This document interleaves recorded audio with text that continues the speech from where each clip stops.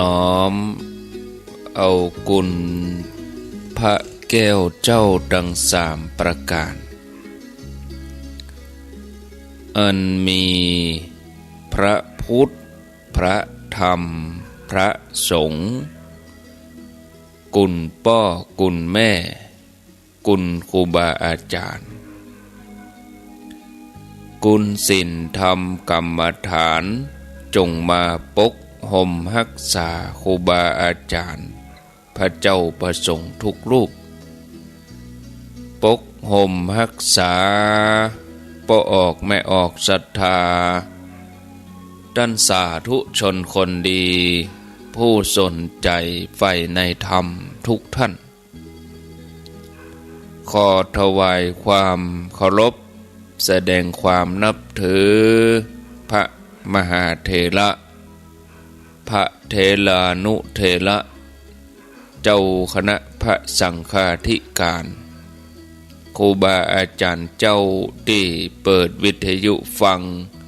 อยู่ที่วัดที่ว่าเวลานี้จุตนจุองค์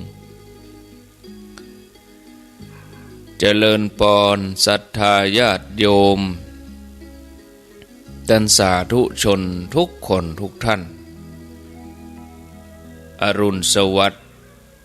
ธรรมะสวัสดีสวัสดียามเจ้าศรัทธาญาติโยมท่านผู้ฟังทั้งหลายยินดีต้อนรับเข้าสู่รุ่งอรุณวันใหม่ปะกันเจ้านี้เป็นเจ้าของวันการวันอังคารที่22เดือนกุมภาพันธ์พุทธศักราช2565เวลาตอนนี้ตี3กับ11นาที3นาฬิกา11นาทีต้อนรับทุกท่านเข้าสู่รุ่งอรุณวันใหม่ปะกันรายการเสียงธรรมแสงทองรายการเสียงธรรมแสงทองดำเนินรายการโดยอัตมาภาพพระครูอภิวัฒนวิกรมวัดปากดังเจริญตำบลดอยหล่ออำเภอดอยหล่อจังหวัดเชียงใหม่เป็นผู้รับผิดชอบดำเนินรายการมาพบกับญาติโยม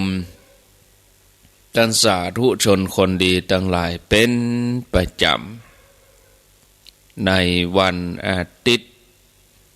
วันจันทร์วันการแล้วก็วันพุธวันอาทิตย์ปะกัน1 ชั่วโมงวันจันทร์ก็ปะกัน1 ชั่วโมงวันการ1 ชั่วโมงวันพุธเกิน1 ชั่วโมง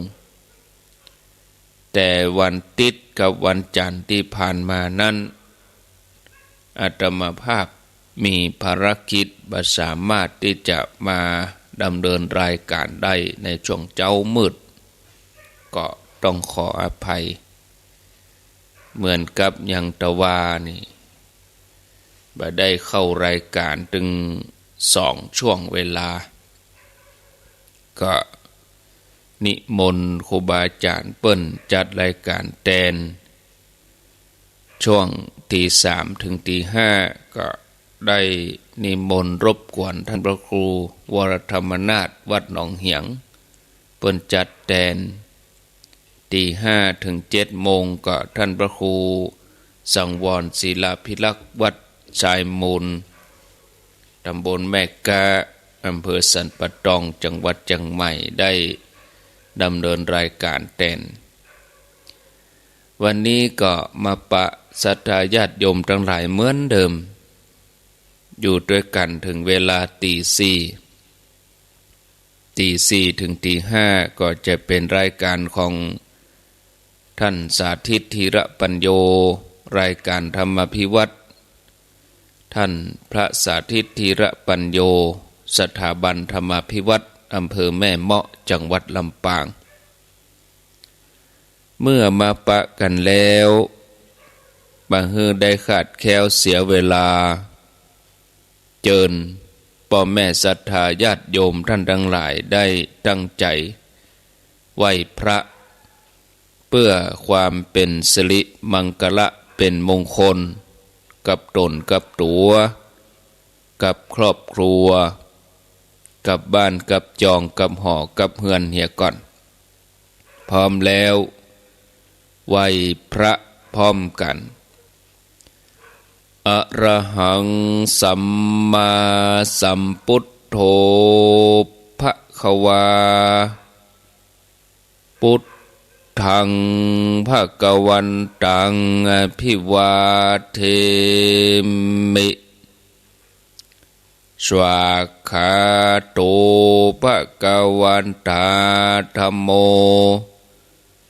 ธัมมังนะมัสสามิสุปฏิปันโนภควันโตสาวกสังโฆสังฆังนะมามิ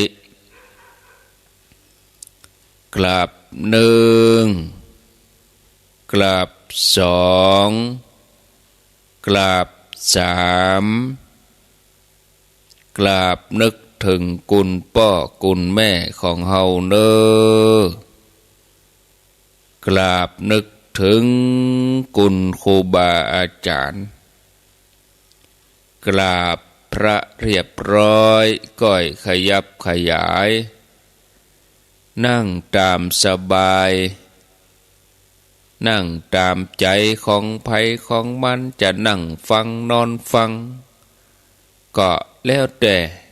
เอาความสะดวกสบายของญาติโยมท่านทั้งหลายว่าณโอกาสตอนนี้ไปจะได้นำธรรมะ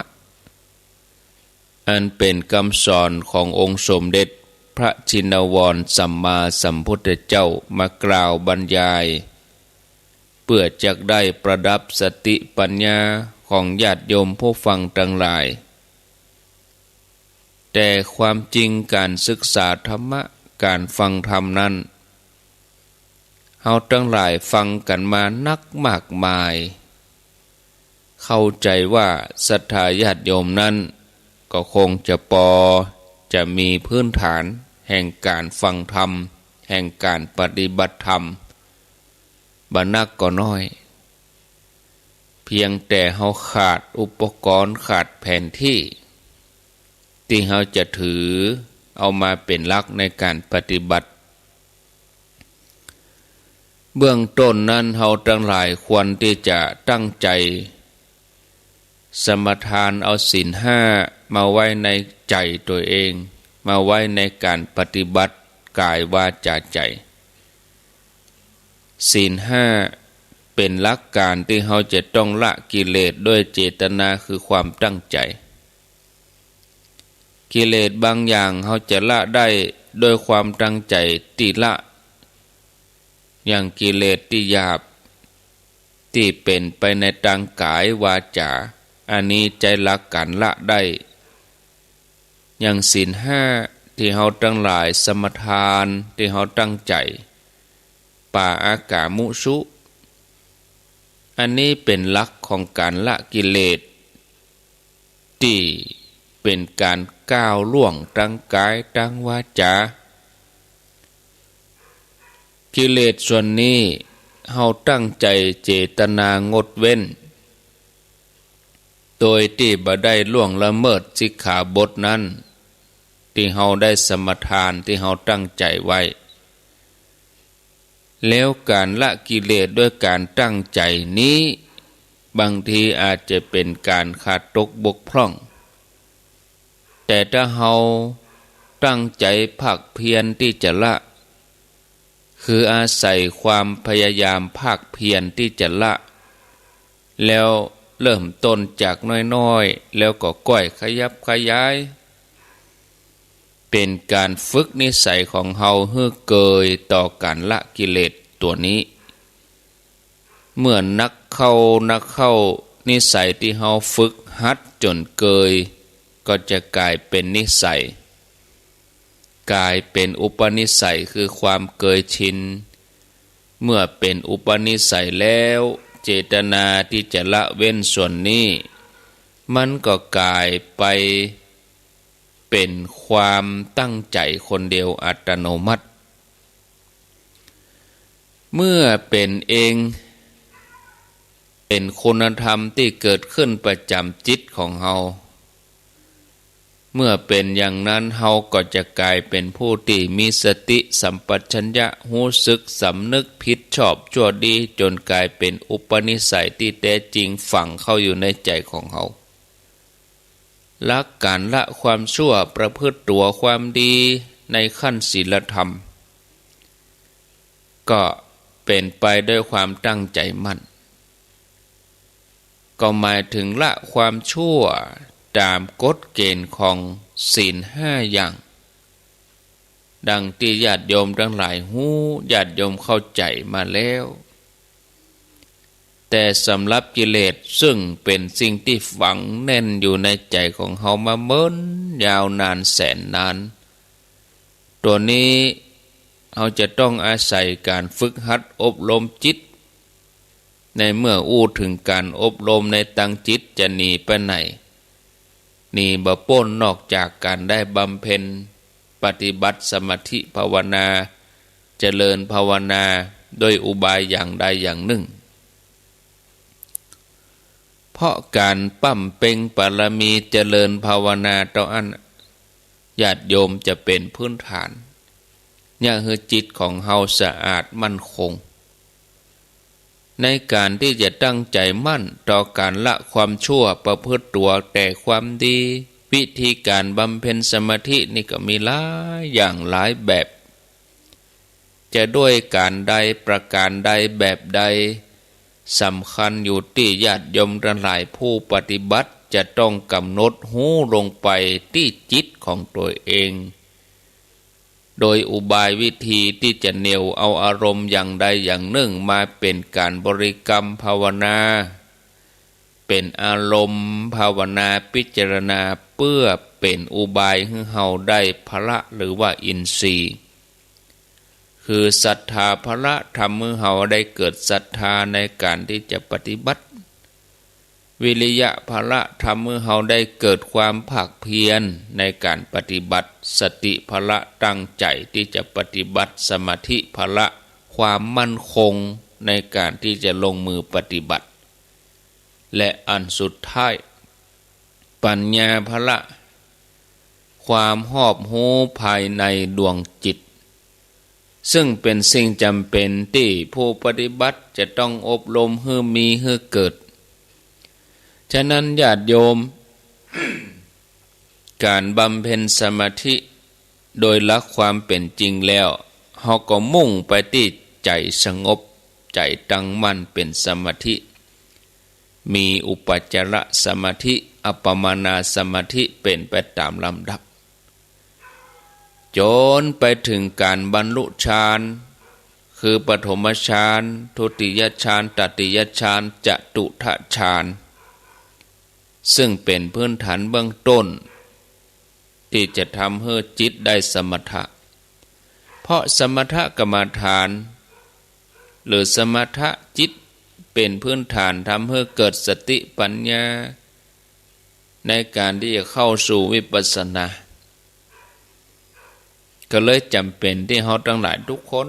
จะต้องตั้งใจปฏิบัติกันอย่างเอาจริงเอาจังถ้าหากว่าการปฏิบัติทั้งหลายมาตั้งใจดีๆที่จะบำเพ็ญสมาธิภาวนากันอย่างแท้จริงโดยต้องตัดความลังเลสงสัยออกจากใจไปให้หมดเสียก่อนแม้เราจะยึดเอาอารมณ์กรรมฐานอย่างใดอย่างหนึ่งมาเป็นกู้ใจบริกรรมปฏิบัติภาวนาไปจะพุทโธพุทโธป้องหนอยุบหนออย่างใดก็ตามหรือจะเอาอย่างใดอย่างหนึ่งมาเป็นเครื่องพิจารณาของจิตก็ได้ทั้งนั้น ญาติโยมท่านทั้งหลายบริกรรมภาวนาก็ดีก็ว่าพิจารณาอันหยังก็ดีจุดมุ่งหมายก็เพื่อให้จิตมีสมาธิเป็นการอบรมสติให้สติกลายเป็นมหาสติปัฏฐานเมื่อจิตกลายเป็นมหาสติปัฏฐานแล้วสติประกอบกับจิตกลายเป็นตัวหูเป็นตัวผู้หูผู้หูได้ชื่อว่าพุทธะเกิดขึ้นในจิตของผู้ปฏิบัติญาติโยมทั้งหลายจากนั้นจิตก็สามารถปฏิบัติเปลี่ยนแปลงตัวเองไปสู่ภูมิจิตภูมิธรรมไปตามลำดับตามขั้นที่สุดแล้วแต่ว่าความเพียรพยายามของญาติโยมท่านทั้งหลายอยู่ที่ผู้ใดจะมีความเพียรพยายามนักน้อยต่อใดฉะนั้นญาติโยมการศึกษาธรรมะก็ดีเรียนรู้ธรรมะก็ดี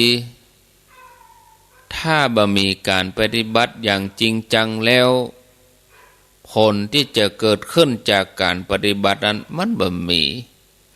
ฉะนั้นสิ่งที่จำเป็นแท้ๆก็คือการปฏิบัติแต่ทำแต่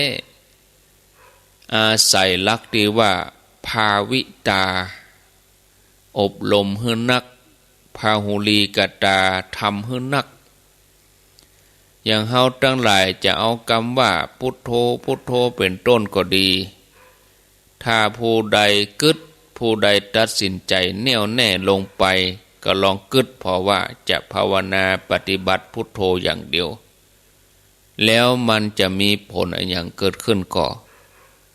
แล้วก็ตั้งใจนั่งบริกรรมภาวนาพุทโธพุทโธพุทโธหรือเขาจะบ่นั่งก็ตามเขาจะเดินเขาก็บริกรรมพุทโธก็ได้ยืนก็ได้นอนก็ได้ยืนเดินนั่งนอนดื่มกินทำพูดคิดทำสติกำหนดจิตลงไปนึกพุทโธไว้ในใจเอาพุทโธเป็นเครื่องหู้ของจิตเป็นเครื่องระลึกของสติจนสามารถทำให้จิตนั้นจดจ่ออยู่กับคำว่าพุทโธ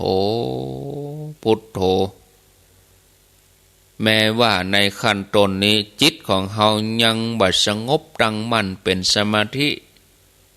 ตามแบบฉบับที่ครูบาอาจารย์เพิ่นได้วางไว้ก็ตามแต่ปัญหาสำคัญเมื่อจิตของเฮามาอยู่ที่การเจริญพุทโธเป็นส่วนนักแล้วเฮาจะมีความรู้สึกกับอารมณ์อื่นๆนั้นอย่างใดเข้าใจว่าถ้าจิตมีเครื่องยึดจิตมีเครื่องอยู่มีที่ยึดมีที่อยู่จิตของเฮาก็จะพรากจากอารมณ์ที่วุ่นวายต่างๆคือมาสอดคล้องจดจ่ออยู่กับว่าพุทโธเมื่อเวลากระทบอารมณ์อื่นสิ่งอื่นเข้ามาโดยที่บ่ได้ตั้งใจจิตของเฮาก็จะแวบวิ่งเข้าไปพุทโธแล้วก็อาจจะบรรเทาความวุ่นวายที่เกิดขึ้นกับจิตของเฮาได้พ่องอันนี้เป็นผลที่เฮาได้รับจากการได้ปฏิบัติเจริญภาวนาการที่เฮาจะทำสมาธิภาวนาให้ได้ผลแท้นี่อยู่ที่การทำแต่ทำให้นักภาวิตาภาวุลิกตาทำจริงๆทำแต่เป็นสิ่งสำคัญการเจริญภาวนาปฏิบัติพุทโธนี่ญาติโยมแม้ว่าบางท่านอาจจะบอกว่าการได้ปฏิบัติศรัทธาญาติโยมทั้งหลายเป็นสิ่งที่ทุกคนทำได้นะจิตเป็นได้เพียงบางทีอาจจะเข้าใจว่าเป็นสมถะตอนบัดถึงขั้นวิปัสสนาอย่างใดก็ตามแต่ขอให้ท่านทั้งหลายลองทำพอเมื่อสามารถที่จะปฏิบัติภาวนาเจริญบริกรรมพุทโธทำให้จิตสงบตั้งมั่นเป็นสมาธิเมื่อจิตตั้งมั่นเป็นสมาธิ สมาธิแล้วจิตสงบลงไปคำว่าพุทโธนั้นหายไปคนเดียวเมื่อพุทโธนั้นหายไปแล้วจิตของผู้ปฏิบัติภาวนาก็น้อมมาสู่ที่ลมหายใจยึดอารมณ์หายใจเข้าออกเป็นเครื่องหูของจิตเป็นเครื่องระลึกของสติโดยหูลมหายใจเข้าออกไปเรื่อยๆเพียงแต่หูอยู่ที่ลมหายใจอย่างเดียวต่ออันแล้วจิตจะก้อยสงบละเอียดไปกำน้อยจิตเมื่อละเอียดไปกำน้อยจนผ่านอุปจารสมาธิเข้าถึงอัปปนาสมาธิตามลำดับเมื่อจิตไปถึงจุดที่ว่าอัปปนาสมาธิก็ทำความเข้าใจกับญาติโยมผู้ปฏิบัติแถมครั้งหนึ่งว่าจิตอยู่ในอัปปนาสมาธินี่เปิ้นจะมีลักษณะนิ่งจิตนิ่ง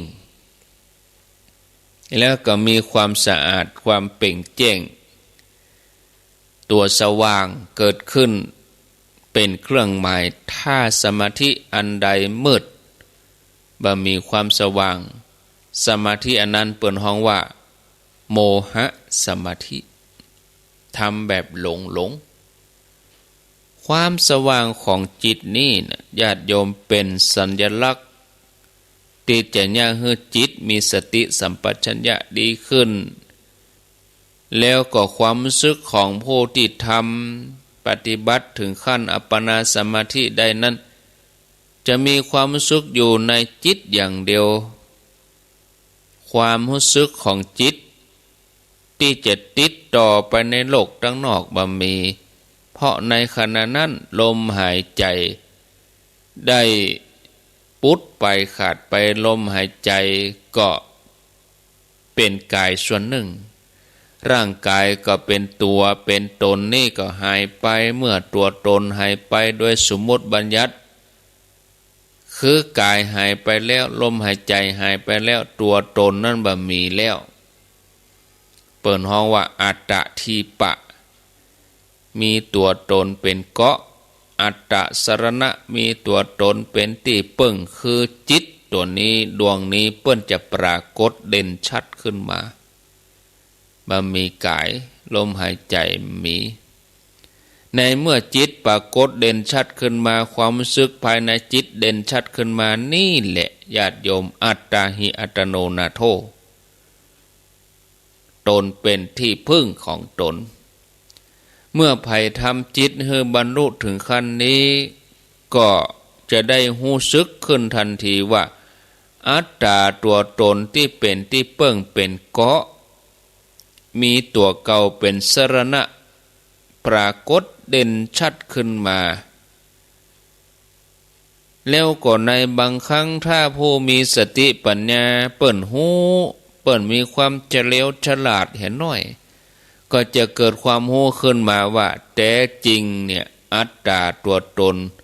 ที่เป็นรูปร่างกายเนี่ยมันบ่ใจตัวตนแต่จริงบ่ใจที่เปิ้งอาศัยกันอย่างแต่จริงแต่ที่แท้จริงตัวตนที่เป็นที่เปิ้งที่อาศัยคือจิตดวงจิตที่ปรากฏเด่นชัดอยู่นั่นจะเป็นตัวตนที่เปิ้งอาศัยแล้วแถมอย่างหนึ่งที่จะทำให้ผู้ที่เจริญภาวนาหูจักว่าอันอย่างคือตัวตนที่จะเป็นที่เปิ้งที่อาศัยนั่นคืออันอย่างนอกจากว่าจะหูว่าตัวตนเป็นที่เปิ้งของตัวตนอย่างแท้จริงคืออันอย่างแล้วเนี่ยเปิ้นก็จะสามารถรู้ว่าสภาพจิตเดิมที่แท้จริงนั่นคืออันอย่างในขณะที่เฮามีความรู้สึกอย่างนั้นจิตของเฮาจะมีความรู้สึกว่าสะอาดบริสุทธิ์ฮ้องว่าจิตอยู่เหนือความสุขความทุกข์ทั้งหลายเพราะในขณะที่เฮากำลังปรับสภาพจิตเป็นอย่างนี้สุขก็บ่ปรากฏทุกข์ก็บ่ปรากฏเป็นสภาพจิตที่นิ่งเฉยอุเบกขาในขั้นนี้ถึงแม้ว่าสติปัญญาอย่างอื่นจะบ่เกิดขึ้นขณะนี้ก็ตามถ้าใครสามารถทำจิตให้บรรลุถึงความเป็นอย่างนี้มันเข้า ตัวนี้เปิ้นจะเป็นฐานทำให้เกิดสติเกิดสัมปชัญญะจะเกิดขึ้นมาเองอย่างที่เฮาบ่รู้สึกตัวทีนี้ ตามตำราที่เปิ้นบอกว่าจิตอยู่ในสภาพของสมถกรรมฐานนั้นย่อมบ่มีความรู้ที่จะเกิดขึ้นในขณะนั้นอันนี้เป็นความจริงบ่ดีไปปฏิเสธแต่ทีนี้เฮาอาจจะเกิดสติปัญญาขึ้นต่อเมื่อจิตของเฮาถอนจากสมาธิในขั้นนี้ออกมาแล้วเฮาก็จะมีสติสัมปชัญญะโดยเข้าไปรู้แทมเมื่อจิตเกิดความคิดขึ้นมาโดยธรรมชาติของจิตแล้วจะสงบนิ่งอยู่ตลอดบ่ได้เมื่อถึงคราวถึงการเวลาจิตก็ย่อมถอนออกจากสมาธิเมื่อจิตถอนออกจากสมาธิก็เกิดความรู้สึกขึ้นว่าโอ้จิตก็จะมีความคิดเกิดขึ้นจิตจะคิดถึงเรื่องอะไรยังบ่สำคัญอยู่ที่ว่าสติตัวนี้ตัวสตินี่ตัวหูตันความคิดนั่นก็ตัวสติเป็นตัวการสำคัญถ้าหากว่าผู้ที่เจริญภาวนาบด่วนพรวดพลาดออกจากการปฏิบัติเสียก่อนเพียงแต่อดทนมีความเพียรใจเวลากำหนดหูตามความคิดของตัวเองความคิดนั้นก็จะกลายเป็นเครื่องหูของจิตเป็นเครื่องระลึกของสติในเมื่อจิตมีความคิดจิตก็มีเครื่องหูเมื่อจิตมีเครื่องหูสติก็มีเครื่องระลึกถ้าหากว่าจิตโดยหูตันสติโดยหูตันความคิดเมื่อใดความคิดนั้นจะกลายเป็นภูมิความหูกลายเป็นภูมิปัญญาของผู้ปฏิบัติแต่ท่านผู้นั้นควรที่จะปฏิบัติโดยที่บ่ต้องไปหลงความคิดของตัวเองถ้าหากสติสัมปชัญญะเปิ้นมีพลังแก่กล้าแม้จิตจะเกิดความรู้ความคิดอันหยังขึ้นมาก็ตามความรู้ความคิดอันนั้นจะกลายเป็นภูมิปัญญาของจิตไปโดยอัตโนมัติจิตอาจจะกึดเรื่องดีก็ได้อาจจะกึดเรื่องบ่ดีก็ได้แต่สำคัญอยู่ที่ตัวสติตัวสติหูเต้าตันความคิดนั่นก็เมื่อคิดขึ้นมาแล้วจิตบ่มีความยึดเมื่อบ่มีความยึดกับความคิดตัวเองปฏิกิริยาที่จะทำให้เกิดความยินดียินร้ายมันก็บ่มีเป็นแต่เพียงกิริยาสักแต่ว่าความคิดก็ปล่อยวางไปว่างไปเมื่อเป็นอย่างนี้สติตัวผู้หู้มันก็จะตวยตันความคิดของตัวเองตลอดไปถ้ายิ่งตวยกำหนดหูความคิดถ้าสติตวยตามความคิดอันนี้มันก็จะยิ่งคมยิ่งชัดเกิดขึ้นมาพอยิ่งจ้องดูยิ่งตวยหูตวยหันยิ่งตวยตันเท่าใดความคิดมันก็จะยิ่งเกิดขึ้นนักบางทีมันอาจจะเกิดขึ้นมาอย่างที่เฮาบ่สามารถกำหนดตันถ้าสติอ่อนเมื่อใดกำหนดตามหูความคิดบัดตันจิตก็เป็นหลงยึดสิ่งนั้นเข้าไปมันเกิดเป็นตัวกิเลสถ้าไปยินดีในตัวกิเลสถ้าเป็นตัวกามตัณหาถ้าติดก็เป็นภวตัณหาถ้าหากว่ายินดีญาติโยมละหลายก็เป็นวิภวตัณหาบ่ยินดีถ้าจิตกึดแล้วมีสภาพปกติมีแต่ความปกติเป็นหนึ่งบ่ยึดบ่หลงบ่เกิดความยินดีบ่เกิดความยินร้ายอันเนี้ยคืออาการดับ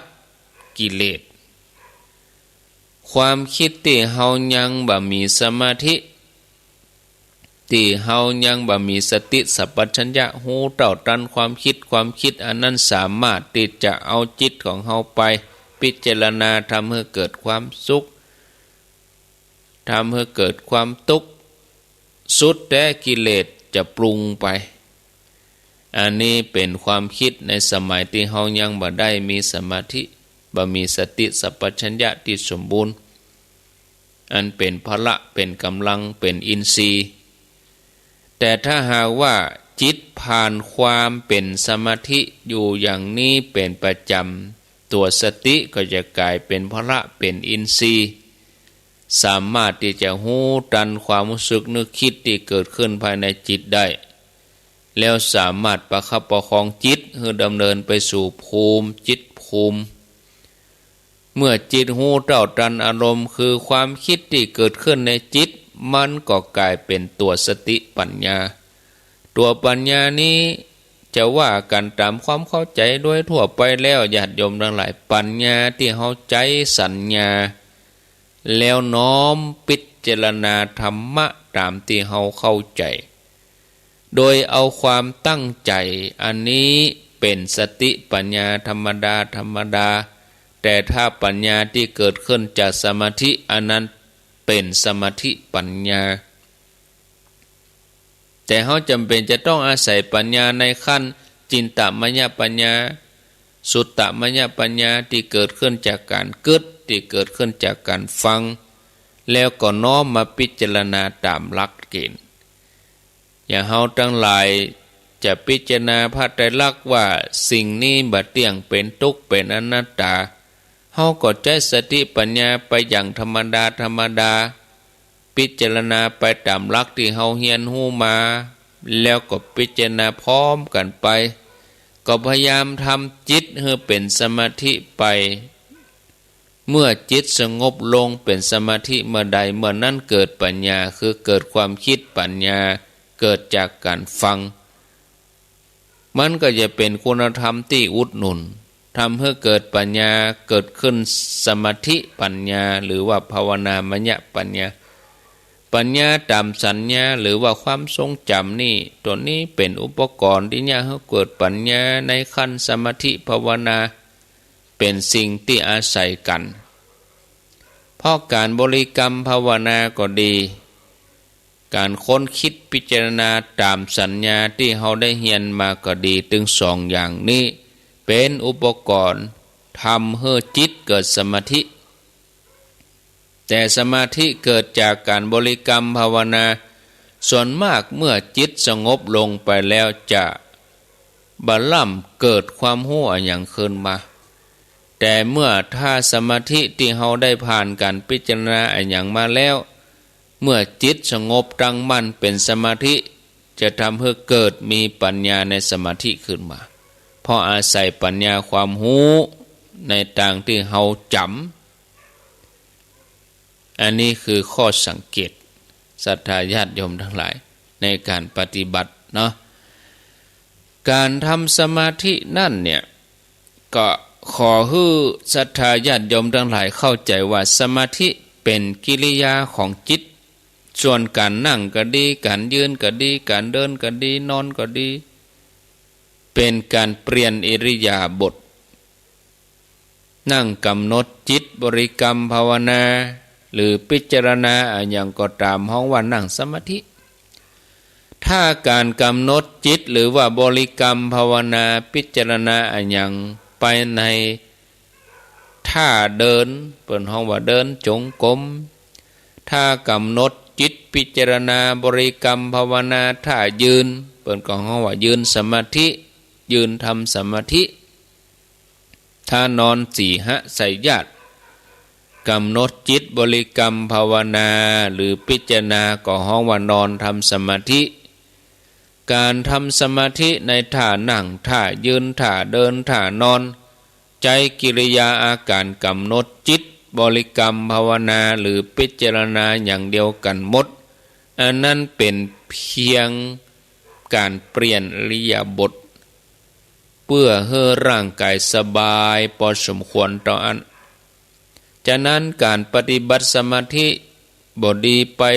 ติดวิธีการถ้าจะติดก็ขอให้ติดวิธีกำหนดจิตคือบริกรรมโดยเฉพาะบริกรรมภาวนาเนี่ยเปิ้นจะเป็นอุบายทำให้จิตเฮา อยู่กับสิ่งใดสิ่งหนึ่งเบื้องต้นก่อนเมื่อจิตอยู่กับสิ่งใดสิ่งหนึ่งอันนี้เขาเอามาอยู่กับลมหายใจเนี่ยชัดที่สุดอะชัดเลยป่นอะเนี่ยเพื่ออย่างเพื่อให้จิตนั้นพรากความคิดวุ่นวายกับเรื่องอื่นๆแล้วก็เอามารวมกันในที่เดียวคือการบริกรรมภาวนาเขาจะได้ทดสอบว่าจิตของเขาอยู่กับบริกรรมภาวนาก่อนะแล้วก็เป็นอุบายที่จะทำให้จิตมีสมาธิฉะนั้นญาติโยมในโอกาสต่อไปก็ขอให้ศรัทธาญาติโยมท่านสาธุชนท่านทั้งหลายได้ประพฤติปฏิบัตินะคือได้หู้แจ้งหันจริงได้สภาวะธรรมแล้วก็เป็นอุบายให้จิตปล่อยวางความยึดมั่นถือมั่นในสิ่งต่างๆบางเมื่อเกิดมีอาการของกิเลสขึ้นมาหรือเมื่อหมดกิเลสเป็นที่สุดอันนี้เป็นจุดมุ่งหมายศรัทธาญาติโยมท่านสาธุชนทั้งหลายเนาะเอาละพอสมควรแก่เวลาประเด็นนี้เวลาตีสามกับ45 นาทีเวลาตีสามกับ45 นาทีก็หันว่าพอสมควรก็จะได้ประกาศข่าวสารให้ศรัทธาญาติโยมได้รับทราบเสียกำหนึ่งก่อนวันก่อนท่านพระครูชลทานพิทักษ์เปิ้นได้มอบปัจจัยญาติโยมตั้งโดยสเก็ตเปิ้นฝากมาก็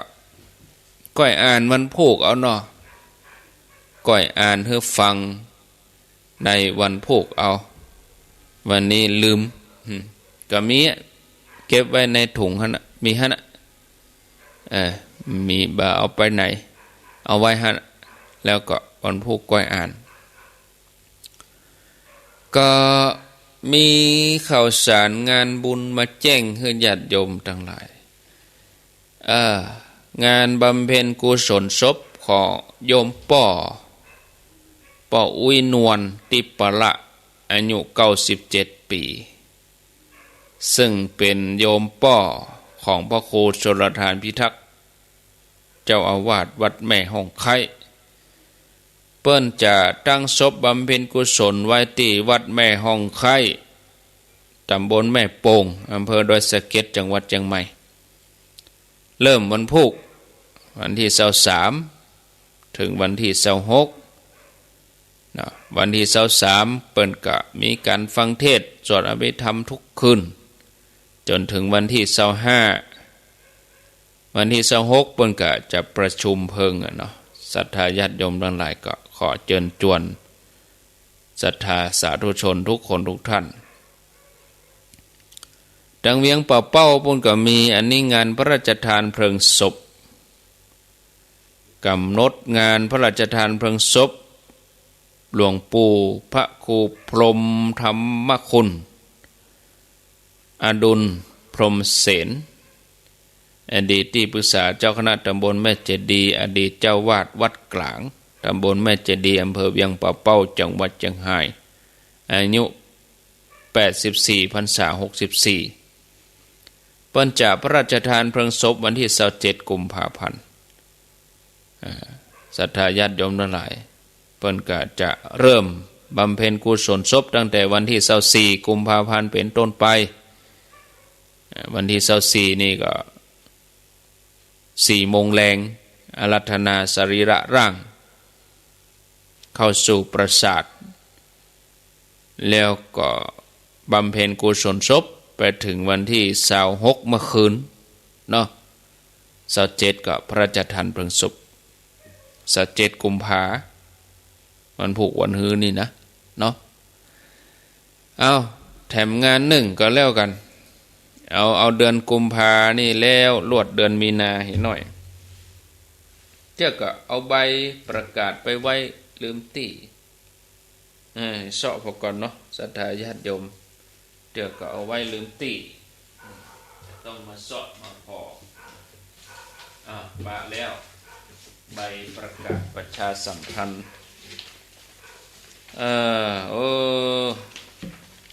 อันนี้ญาติโยมทั้งหลายขอเชิญร่วมงานประชุมเพลิงศพพระครูวินัยธรธีรพลสันตจิตโตอันนี้ต้นเดือนมีนาพูดก่อนวันที่1 ที่ 2นี่เปิ้นก็บำเพ็ญกุศลศพไว้ที่วัดท่าการตำบลบ้านกลางอำเภอสันป่าตองจังหวัดเชียงใหม่วันที่3 มีนาคมก็อาราธนาสรีระร่างไปที่โรงเรียนวัดท่าการ3-4-5นี่ตั้งศพบำเพ็ญกุศลที่ปราสาทนกหัสดิริงสนามโรงเรียนวัดท่าการวันที่6ก็ประชุมเพลิง6 มีนาคมพระสงฆ์60 รูปก็เชิญชวนศรัทธาญาติโยมท่านทั้งหลายด้วยต่อไปแถมงาน1ก็วันที่1นี่เนอะ1 มีนานี่วันที่1นี่เป็นวันการ1 มีนานี่นะเปิ้นมีงานอะไรหยังนี่นะวันที่1 มีนานี่ก็ฝากเชิญชวนศรัทธาสาธุชนท่านผู้ฟังทั้งหลายทุกคนทุกท่านเปิ้นจะแปลงคันใดกันเดี๋ยวนี้ศาลาก็เริ่มลงมือแล้วนะศาลาเปิ้นเริ่มลงมือแต่หมู่เฮาศรัทธาเฮาก็ทยอยไปติ้วปูนจะไปเลี้ยงหินก็ได้หินนี่จะเอาหินก้อนน้อยๆหมอกบะเขือหมอกส้มนี่นะเขาจะเอามาเลี้ยงแล้วก็เต็กมุดง่ายก็เอามาหินเลี้ยงแล้วก็เอามือเต็กให้มันมุดลงในปูนโผล่ออกมา3 ส่วนนี้เอามุดลงเนื้อปูน2 ส่วนให้โผล่ออกมาเนื้อปูน1 ส่วนให้มันแมนออกมาหน่อยเหมือนเขาแปลงตีนวดฝ่าเท้าอันนั้นเป็นตังเตียวบางให้มันได้มื่นก็เขาก็จะไปแปลงกันเนาะวันพุธวันฮือนี่จะฮู้ละว่าขั้นใดมันมีกี่ซี่มันมีกี่ขั้นแต่ก็ญาติโยมไปร่วมกันใช้เวลาเพียง15 วันต่ออัน1 ถึง 15 มีนาแต่ระยะนี้ถ้าไผได้ไปเอี่ยวทั้งบุญกายไปก็ไปร่วมบุญกันแปลงขั้นใดขึ้นฝั่งตังเจียงไฮ้ก็ถึงตั้งใจญาติโยมขอตั้งหลายตั้งใจแล้วเหมือนกันว่าขั้นใดเผิกนั้นมันขึ้นยากท่านเฮ้ยแปลงเฮ็ดเด้อก็แปลงนี่เนาะแปลงแล้วเขาก็ต้องช่วยกันช่วยออกแห้งช่วยหอมกับปูนหินดินทรายหอมสลาไปเนี่ยไปจะแปลงที่เกาะที่กำตัวถึง2 ฝั่งตังเชียงใหม่นั่นก็จะแปลงหาวเอาไว้ตังกลางเพื่อคนเท่าได้เกาะได้กำขึ้นมามันจะง่ายเนาะศรัทธาญาติโยมเนาะแปลงพร้อมกันไปเลยเดี๋ยวนี้ขั้นใดก็เริ่มลงมือกับวันที่1 นี่1 มีนานี่เป็นวันการก็เป็นการกระจายคนเขาก็เลี้ยงตามวันไปเกิดวันการก็ไปเริ่มต้นวันการตามนั้นก็เวียนไปพุธพัดศุกร์เสาร์เอาตามวันเกิดเหมือนว่าไปทำบุญวันเกิดตัวเองจะมีเวลาเพียงแค่2 อาทิตย์ต่ออันคือ14 วันบวก1เป็น15วันที่15นี่คือแล้วคือ2 อาทิตย์ไหน7 วันเขาก็จะได้ไปทำกันคนไหนก็2 วันเอาขบกไปคนเดียวเนอะเอาถุงมือไปถุงมือที่เขาจะกำบะหินแล้วเอาเต็กมุดปูนเนี่ยควรจะใจถุงมือยางถุงเนื้อนะถ้าถุงมือที่เป็นผ้าเนี่ยเอาไว้ติ้วปูนเทเขาจะได้ติ้วปูนเทกันเข้าแถวกันคนที่บะมีแห้งยังพอนั่งก็เอาบะหินเข้ามาเลี้ยงก็กดมุดบ่ต้องเลี้ยงงามอะไรอย่างละอ่อนก็เนี่ยได้คนเฒ่าก็เนี่ยได้ นะเนอะเจิญจวนกันถ้าเปิ้นแล้วเขาจะง่อมเขาเตียวขึ้นคันใดเพิกนี้เขาบ่ได้ร่วมกับเปิ้นอย่างสักอย่างรู้นี่ เนาะก็เจิญจวนเนอะทำไปเรื่อยๆเนาะตามเจตนาคือเลี้ยวคือเสร็จสัตว์ไปคือได้ตันที่เขาจะได้ตานกันที่เขาจะได้ยกยอดชัดกันจะได้ปล่อยหลวงตานแล้วก็สำเร็จลุล่วงไปโดยดีคือมันลุคำว่าลุล่วงไปด้วยดีไม่ใช่ล่วงไปเลยนะ คำว่าล่วงนะคือมันผ่านไปด้วยดีล่วงไปผ่านไปไม่ใช่ล่วงโรยล่วงจนลุ เนาะญาติโยมทั้งหลายเนาะพอเวลาแล้วบ่ข้างแถม6 นาทีก็ขออนุญาตเปิดสายแล้วเนาะญาติโยมก็ไปโทรหาพระคุณเจ้าอีกรูปหนึ่งก็ได้โทรหาท่านพระสาธิตเอาญาติโยมทั้งหลายบางคนก็นอนฟังบางคนก็หลับก็มีก็เป็นหยังก็เดี๋ยว5 โมงครึ่งก็มาปะกันแถมนะญาติโยมท่านทั้งหลายฟังไรนี้ไปไหนเด้อเนอะมีเวลาก็ฟังกันไปเรื่อยๆเนาะศรัทธาญาติโยมติดตามมาฟังกันไปทุกเวลาทุกรายการสำหรับวันนี้อาตมาภาพก็พอเวลาแล้วคงจะนำรายการจากศรัทธาญาติโยมทั้งหลายไปก่อนปะกันทำไมก็โอกาสหน้าก็คือวันผูกมะเจ้าก่อยมาปะกันแถมกรรมจกดีมีใจทุกท่านทุกคนอายุวันโนสุขังปะลา